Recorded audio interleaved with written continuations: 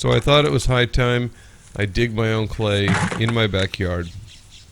What I looked for was hard, weedless dirt clods that I could pick up with my hand. Fortunately, I had just dug a hole for another reason and had a pile of dirt, and threw it in a bucket and added some water.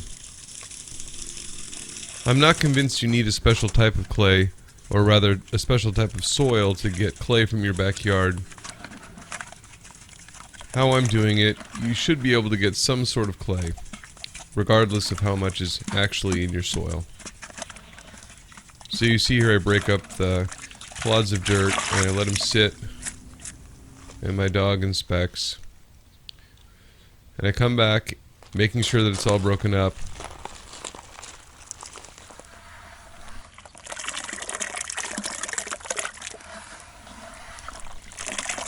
Once I see that the clumps are gone, I'll come back, I'll add some more water, and then we'll mix it before pouring off as much of the suspended clay as we can.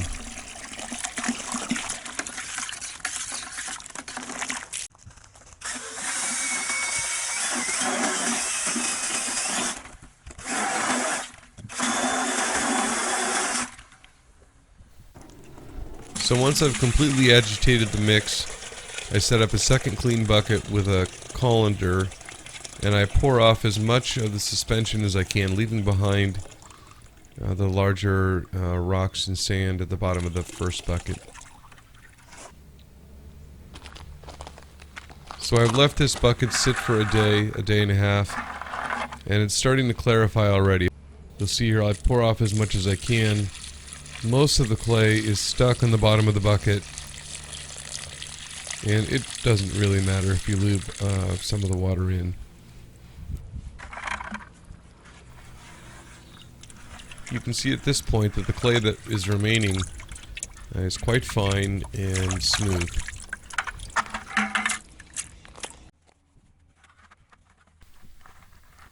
The next step is to pour this mix into an old pillowcase, getting as much out as I can from the bottom of the bucket.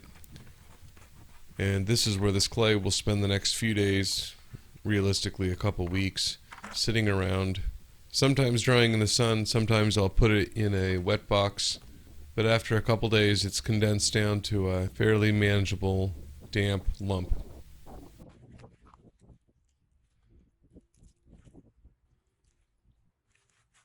It's difficult to show in a video what the clay feels like, but at this point it's firming up. Rolling it around and patting it down helps continue to dry it.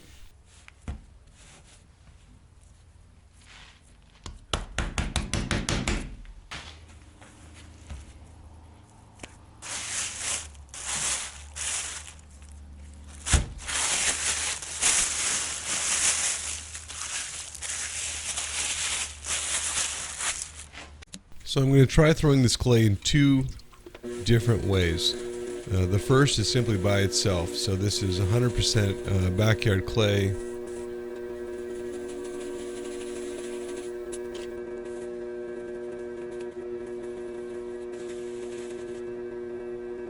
I didn't know what to expect in throwing this clay. Honestly, I didn't think that it was going to be much different than the clay I throw with every day. It was surprisingly different. It was very soft. It kind of has a dry skin to it, and it almost feels like the insides of the walls of these cups are filled with pudding or something. It moves funny, and it definitely was difficult to achieve any sort of reasonably thin wall thickness. You can see at one point I tried to use a torch to stiffen the wall, thinking that that might help allow me to pull it up a little bit more and thin it out, and it just didn't get much better.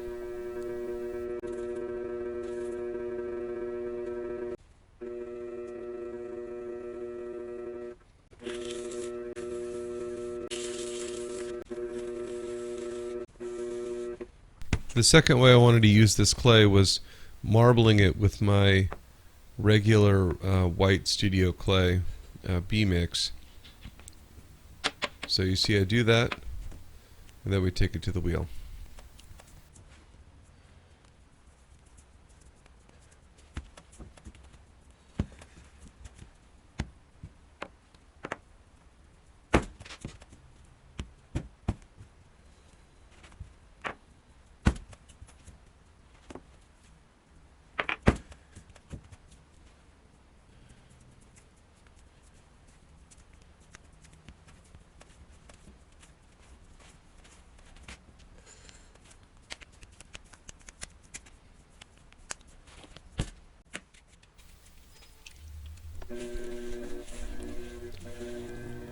Now this blend of clay threw much easier than using 100% backyard clay.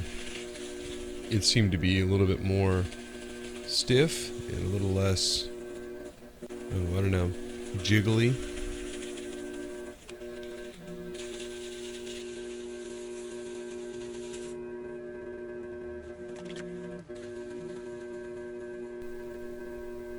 You'll notice while I'm throwing that the brown slip covers the marbling, and it's not obvious that this is a brown and white mix. It'll become more obvious when we take a rib to it and scrape away the top coat, and it'll become even better when you trim it the next day.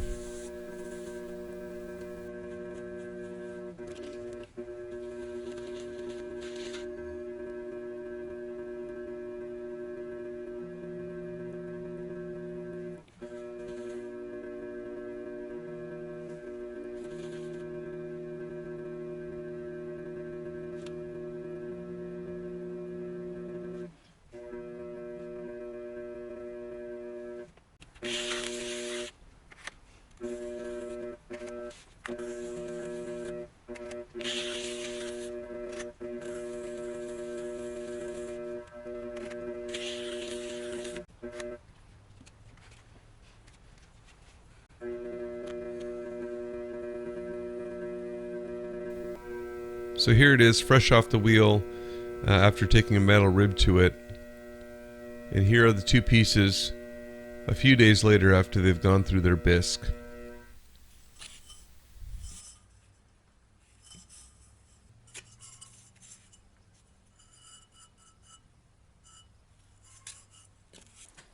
I'm going to give each of them a coating of clear, kind of a milky clear. On the first one only on the inside, and then on the marbled piece I'll rim dip it and bring it out over on the outside so we can see what it looks like.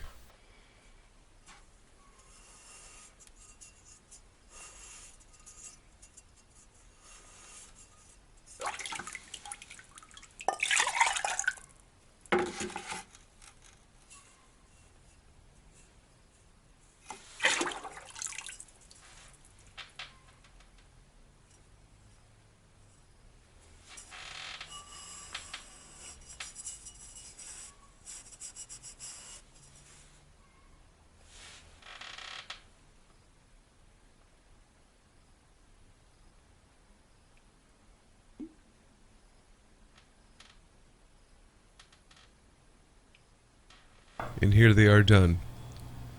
I am really surprised with the color of the clay.